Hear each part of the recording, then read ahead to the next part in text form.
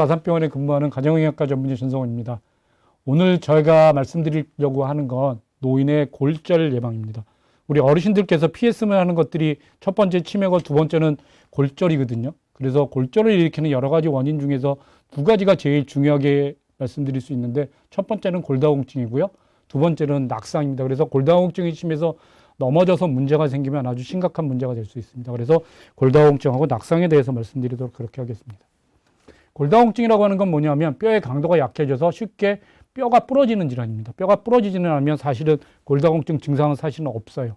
아프거나 이런 건 되게 관절염 때문에 그런 거고, 부러졌을 때 문제가 되는 거고, 그 다음에 골다공증의 진단은 뼈의 양을 골밀도로 측정해서 골다공증을 진단할 수 있고요.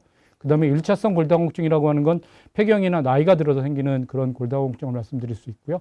2차성 골다공증은 어떤 문제가 있어서 생길 수 있는 문제인데, 약물이라고 하는 건 우리가 뭐 여러 가지 이유로 스테로이드를 먹는다거나, 그다음에 내분비 질환이 있거나, 콩팥이 안 나빠서 칼슘이 빠져나간다, 이렇게 되면 골다공증이 생길 수 있고요. 그다음에 오랫동안 활동하지 않는다거나, 술, 담배를 아주 심하게 하시는 경우에도 골다공증이 생기실 수 있습니다. 그럼 골밀도 검사 결과지를 한번 가지고 와봤는데요. 이건 누워서 팔을 올려놓고 하는, 발을 이렇게 무릎을 올려놓고 하는 그런 아주 검사고요. 골다공증을 할 수 있는 방법이 이게 제일 확실하게 할 수 있는 검사 방법이고요. 여러분들이 초음파로 발목에서 하는 검사를 하기도 하는데, 그게 편리하긴 한데 그게 전체적으로 아직 정확하진 않아서 할 수는 있긴 하지만, 지금 제일 정확하다고 하는 검사는 요추 1번, 2번, 3번, 4번하고 그다음에 대퇴골 경부에서 하는 검사를 검사할 수 있고요. 그다음에 잘 보이진 않겠지만 T라고 해서 몇 점이 나왔는지 이것들을 할 수 있는 게, 그래서 T 점수를 이렇게 해서 골다공증을 진단해 볼 수 있습니다. 그래서 골다공증은 T 값을 기준으로 해서 하는데, 우리 T 점수라고 흔히 얘기하는데, 이건 젊은 사람에 비해서 얼마나 떨어졌는지를 할 수 있는 그런 검사, 비교해서 하는 검사고요. 정상은 마이너스 1.0 이상 되면 문제가 없는 거고요. 마이너스 1.0에서 마이너스 2.5 사이가 되면 골감소증이라고 얘기하고, 골다공증은 마이너스 2.5 이하가 되면 골다공증이라고 얘기합니다. 근데 이게 어려운 점이 뭐냐면, 골다공증이면 뒤에서 약에 대해서 말씀드리겠지만 약간 비용이 비싼데 보험이 되느냐 안 되느냐 이 수치 가지고 할 수 있어서, 어쨌거나 이렇게 지금 하고 있고, 골다공증이 되면 보험으로 적용해서 약물 치료를 할 수 있는 그런 면이 있긴 합니다. 심한 골다공증은 뭐냐면, 골다공증이 있으면서 골절이 있는 경우를 심한 골다공증이라고 말씀합니다. 그래서 이 골다공증이 뼈가 부러지는지 안 부러지는지 100% 예상할 수 있으면 좋겠는데, 실제로 골절이 있는 사람들은 골다공증보다는 골감소증, 2층에 있는 사람들한테 골절들이 많이 일어나기 때문에, 골다공증에서만 골절이 일어나는 건 아니니까 필요하면 약물 치료를 해야 하실 수 있습니다. 그러면 골다공증 약은 누가 먹어야 되느냐? 첫 번째로는 폐경 후의 여성이나 50세 이상의 남성 중에서 대퇴골 골절, 그다음에 척추 압박 골절이라는 게 생긴다고 하면 골다공증 치료를 하셔야 됩니다. 이건 골다공증 때문에 있을 수 있으니까요. 그다음에 골밀도 검사를 해서 아까 말씀드린 T 점수라고 하는 게 마이너스 2.5 이하로 난다면 골다공증 치료를 해야 되고요. 그다음에 골감소증 환자 중에서 아까 말씀드렸던 대로 중간 1.5에서 2.5 이하인 사람들한테는 과거에 골절력이 있거나 골절력 위험이 있는 2차성 원인이 존재하고 말씀합니다. 스테로이드를 먹는다거나, 아니면 신장이 아주 나쁘다거나 이런 문제가 생길 수 있고요. 그다음에 주요 골절 위험도 프렉스 모델이라고 하는 게 대퇴골에서 3%, 주요 골절에서 20% 이상 됐을 때 골감소증 환자라도 약물 치료를 해야 되고요. 지금 이게 나와 있는 주소가 치고 들어가면 골다공증 검사를 내가 뼈가 부러지는 위험도가 얼만큼 되는지 검사해 볼 수 있는 겁니다. 제가 한번 직접 들어가서 검사를 해봤는데요. 이 지금 64세 여성이고 흡연하고 계시고, 골밀도 검사에서는 마이너스 2.6 나왔으니까 당연히 골다공증 치료를 해야겠죠. 그래서 몇 퍼센트나 되는지 한번 보면, 이분은 지금 57년생이신 분이고 여자분이고 체중이 70kg고 신장이 166이니까 약간 비만한 그런 정도고요. 이전에 척추 압박 골절이 있었고, 그다음에 부모님 고관절 그런 과거력은 없고요. 지금 현재 담배 피우고 계시고, 스테로이드나 류마티스 관절염은 없어요. 스테로이드 제제나 류마티스 관절염 약물이 골다공증을 좀 더 유발할 수 있어서 물어보는 거고요. 그다음에 2차성 골다공증은 아니냐, 담배 많이 피지 않느냐. 그다음에 대퇴골 경부에서 말하는 게 마이너스 2.6 나왔고요. 전체적으로 골절은 1.3%로 별로 나오지 않았지, 13%로 별로 나오지 않았지만, 고관절 골절은 마이너스 4.5로 상당히 심각한 문제가 보이는 걸로 되는 겁니다. 그래서 이게 3%가 넘는다고 하면 약물 치료가 필요하습니다. 그래서 이게 선생님들이 해보고 하시는 거니까요. 여러분들이 이렇게 계산해서 할 수 있다는 걸 알아주시면 좋겠고요. 그다음에 골다공증 약이 여러 가지가 있는데 비스포포스네이트, 스포네이트라고 하는 이런 골다공증 약을 제일 많이 쓰고 우리가 흔히 말하는 골다공증은 다 이거입니다. 왜냐하면 이게 효과가 제일 좋아서 많이 쓰이고 있습니다. 그래서 골 흡수를 억제하여 골다공증에 효과가 있다고 썼는데 뼈라고 하는 건 뭐냐면 한쪽에서는 계속 없어지고 한쪽에서는 계속 새로 만들어서 그래서 일정한 걸 유지하는 거예요. 그래서 똑같은 뼈가 아니에요. 그래서 그 뼈가 없어지는 거를 막아주면 뼈가 튼튼하게 남겨둘 수 있기 때문에 우리가 쓰고 있는 현재 대개의 약물은 골 흡수가 되지 않도록 해서 뼈가 약해지지 않도록 그렇게 해서 뼈가 골다공증을 방지할 수 있는 그런 약물이 현재로서는 대부분이고요. 물론 그 뼈를 많이 만들 수 있도록 하는 약물이 여러 가지 있긴 하지만 그건 비용이나 그 다음에 여러 가지 문제로 현재는 거의 사용하지 않는 걸로 그렇게 되어 있습니다. 그래서 비스포스포네이트로 가는 그런 성분명인 그런 약물을 보면 공복에 복용해야 되는 거 되게 20ml 앞에 200ml 이상 복용해야 되고 3분 이상 30분 이상 공복 유지하고 1시간 눕지 않도록 그렇게 생각해야 되고요. 그 다음에 장용제를 같이 하시는 건 식사와 상관없이 복용하고 우유와 섭취하는 것 금지, 쪼개는 게 금지입니다.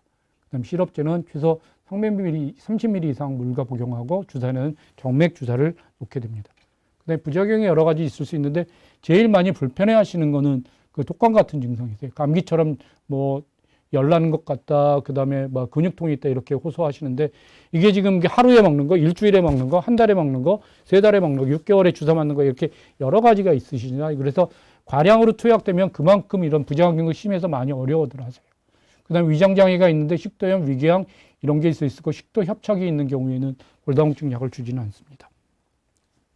그 다음에 우리가 이제 이 골다공증 약을 먹을 때 많이 물어보게 되는 게 의사들이 물어보는 게 뭐냐면 내가 임플란트 하러 병원에 갔는데 골다공증 약 드시고 계세요? 이런 질문을 많이 받으실 거예요. 그래서 이 턱뼈에 골괴사증이 생긴다거나 그 다음에 우리가 골다공증 약물 치료하고 있는데 어느 날 갑자기 넓적다리가 많이 아파서 갔는데 뼈에 금이 가 있더라. 이런 일이 생기기도 합니다. 그거는 국내 발생 0.04%니까 10,000명당 뭐 서너 명이니까 많지는 않으니까 이것 때문에 약물 치료를 안 할 정도는 아니긴 하지만 그렇긴 하지만 이런 것들이 여러 가지 문제를 유발할 수 있다는 건 의사들은 잘 알고 있습니다. 그래서 그 골다공증을 굉장히 오랫동안 복용한 다음에 발생하기 때문에 골다공증을 이렇게 계속 먹어야 하느냐 그것들이 고민인 겁니다.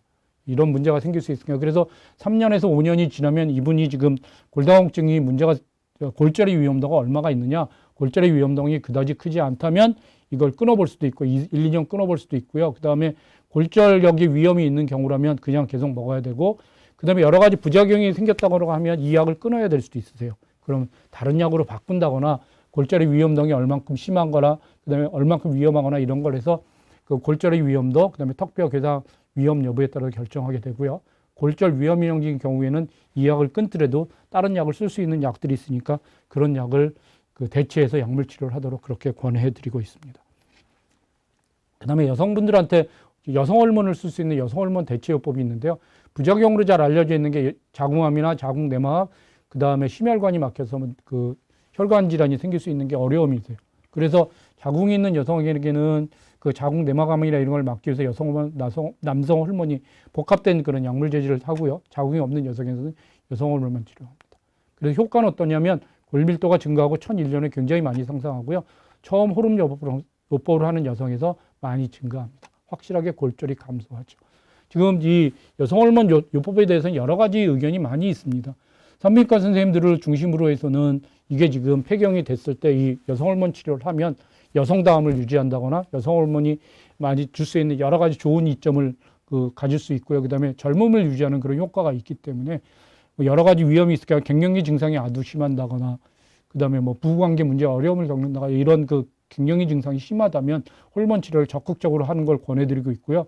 그 다음에 부작용으로 유방이나 자궁에 문제가 생길 수 있으니까 유방암 검사를 계속하면서 문제가 생기지 않는지 그 다음에 자궁 내막에 문제가 생기는 자궁 초음파 같은 걸로 계속 해볼 수 있으니까 그런 걸 하면서 약물 치료를 하는 게 어떻겠냐 그게 산부인과 선생님들 되게 의견이시고요. 그 다음에 내과 쪽에서는 그래도 좀 문제가 생길 수 있지 않느냐 뭐 이래서 잘 사용하지 않는 그런 문제가 있긴 한데 제 생각으로는 여성 호르몬만 써야 되는 경우가 몇 군데 있으니까 지금 말씀드렸던 대로 뭐 갱년기 증상이 심하다거나 이랬을 때는 여성 호르몬이 부족해서 생기는 그런 거니까 그런 경우엔 약물 치료하면 좋겠고 그 다음에 지금 비스포스포네이트라는 골다공증 약을 쓰지 못한다거나 그럴 때는 고려해 보실 수 있을 것 같습니다.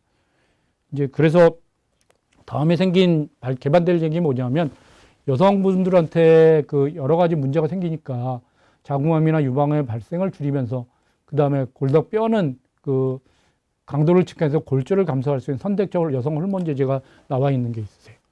그래서 이런 것들을 사용하게 되면 그 뼈에 그 여성 호르몬 역할을 입히기 때문에 뼈 강도가 증가하고 골절을 감소시킬 수 있는 그런 작용을 하고요. 그다음에 심혈관계 뇌졸중, 혈전, 색전증의 증가는 위험해서 이런 것들을 예방할 수 있도록 그렇게 약물 치료를 권유합니다.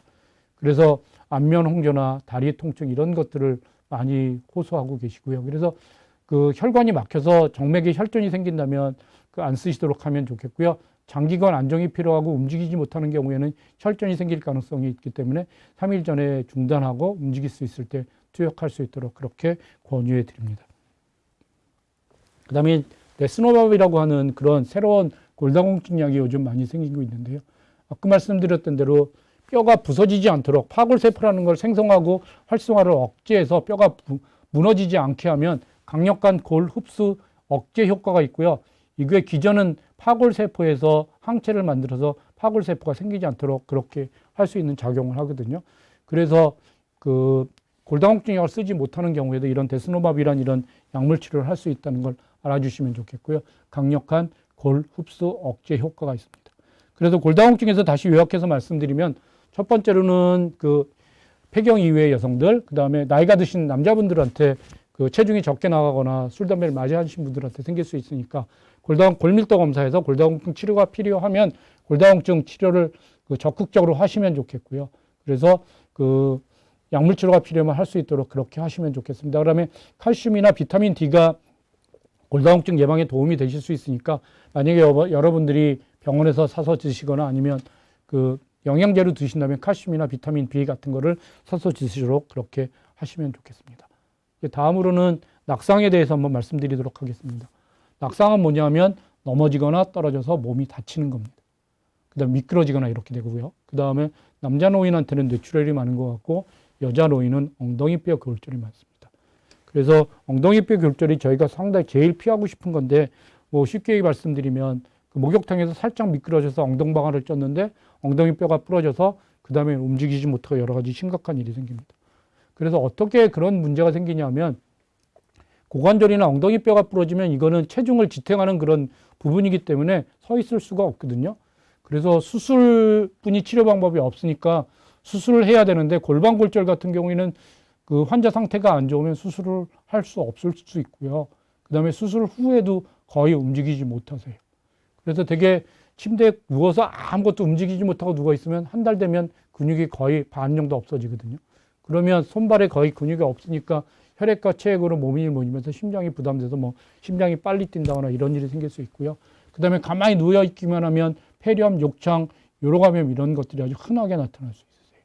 그래서 결국엔 폐혈증으로 사망하게 되는 그런 경우가 생기실 수 있고, 그 다음에 이제 낙상으로 해서 고관절이 부러지고 난 다음에 요양병원에 입원하게 되면 정신은 멀쩡한데 여러 가지로 그 병원에 계시는 것 자체를 어려워들 하시니까 그런 어려움이 생길 수 있습니다. 그래서 낙상을 예방해야 되는 게 굉장히 중요합니다. 그래서 낙상을 일으키는 원인을 여러 가지 살펴보면 먼저 제일 많이 일어나는 게 사실은 우리가 그 근무하는 요양시설이나 가정에서 제일 많이 발생하고요. 그 다음에 길거리에서 많이 발생합니다.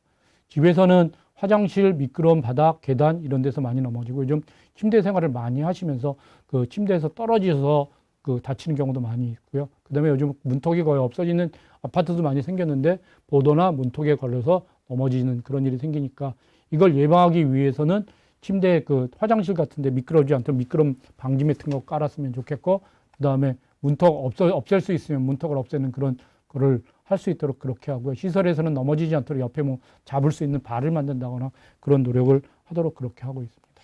그 다음에 인적 요인을 보면 여자에게서 많이 발생하고 심각한 손상은 나이가 많을수록 많은 걸로 알려져 있습니다. 사실 그 사지마비나 봉행장애, 균형장애, 어지러움, 실신 이런 분들이 굉장히 많이 그 문제를 일으킬 수 있는데 되게 이런 분들이 어디 많냐면 요양병원에 제일 많으세요. 그래서 사실은 요양병원에서 넘어지거나 그 관리가 잘 어려움이 있기 때문에 그런 경우에 사실은 골절 때문에 문제가 될 수 있어서 요양병원에서 특히 그 잘 관리할 수 있도록 노력하고 있습니다. 그다음에 먹는 약도 문제를 일으킬 수 있는데 갑자기 일어났다 어지러움증이 생긴다거나 이러면서 그 넘어지는 경우가 꽤 많이 있을 수 있습니다. 그다음에 그래서 그런 경우가 되게 어떤 경우냐면 혈압약이라든지 수면제라든지 이뇨제, 전립선약 이런 것들인데 이게 되게 어떤 경우냐면 혈압이 너무 떨어져 있어가지고요. 앉았다 특히 침대에서 자다가 일어나면서 혈압이 너무 떨어져 있으니까 어찌해서 넘어졌는데 그게 심각한 문제가 될 수 있는 경우요. 술 많이 드시는 경우요. 그다음에 그 시력 저하가 있을 때 이런 그 낙상이 생길 수 있습니다. 그래서 낙상을 예방하기 위해서는 제일 중요한 건 규칙적인 운동이에요. 규칙적인 운동 중에서도 근육 운동하고 그다음에 균형성 운동, 평형성 운동 이런 것들을 그 꾸준하게 하실 수 있도록 그렇게 하시면 좋겠고요. 그다음에 지금 먹는 양 중에서 그 유발 약물은 없는지 잘 관리했으면 좋겠습니다. 특히 남자분들 같은 경우에는 전립선 약물이랑 혈압약이랑 같이 드시면 어지러움증이 굉장히 많이 생길 수 있고 그다음에 밤에 주무시다 소변보를 한두 번 깨게 되는데 그런 것들이 문제가 될 수 있고요. 그다음에 시력이 잘 안 보이면 그 걸리거나 이런 것들이 안 보여서 문제가 되실 수 있으니까요. 그런 것들을 예방할 수 있도록 잘 관리해 주시면 좋겠고요. 아까 말씀드렸던 대로 집안에 여러 가지 문제가 생길 수 있으니까 미끄럼 방지턱이라든지 이런 것들을 잘 관리할 수 있도록 그렇게 협조해 주시면 좋겠어요. 그래서 이제 결론적으로 말씀드릴 게 뭐냐면 골다공증 예방을 위해서는 약물 치료가 필요하면 약물 치료했으면 좋겠고 그다음에 골다공증을 진단해야 되니까 폐경 이후에 그다음에 그 남자분들 같은 경우 60세나 65세 이상 되면 골다공증이 문제가 생기지 않은지 한 번쯤은 검사해 보시도록 그렇게 하시면 좋겠고 약물 치료가 필요하다고 하면 적극적으로 치료하면 좋겠고 그다음에 의사들이 여러 가지 부작용이 생길 수 있는 걸 어떤 약물을 치료할지 잘 알 수 있으니까 그렇게 하시면 좋겠고요. 그다음에 이제 실제로 넘어지는 건 골다공증에다 넘어지는 것 때문에 문제가 생길 수 있으니까 낙상이 생기지 않도록 집안의 환경 개선해서 고쳐주시면 좋겠고 그다음에 운동 열심히 해주시고 그다음에 먹는 약물 중에서 우리가 그 어지럼증을 유발해서 그 넘어질 수 있는 그런 약물은 없는지 선생님들께 잘 물어봐서 그런 약물을 드시고 계신다면 필요해서 먹는 약이니까 끊지 못하겠지만 과하지 않도록 그렇게 잘 관리하셔서 우리가 뼈가 부러지는 일이 없도록 그렇게 잘 관리해 주시면 좋겠습니다. 이걸로 마치겠습니다. 감사합니다.